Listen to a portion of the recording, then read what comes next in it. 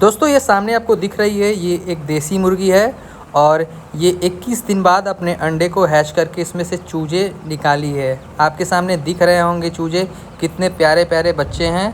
और ये इसमें बच्चों में असील भी हैं और ये असील के बच्चे जब बड़े हो जाएंगे तो काफ़ी महंगे बिकते हैं असील के मुर्गे। और इसमें देसी भी है और क्रॉयलर चिकन भी हैं इसमें।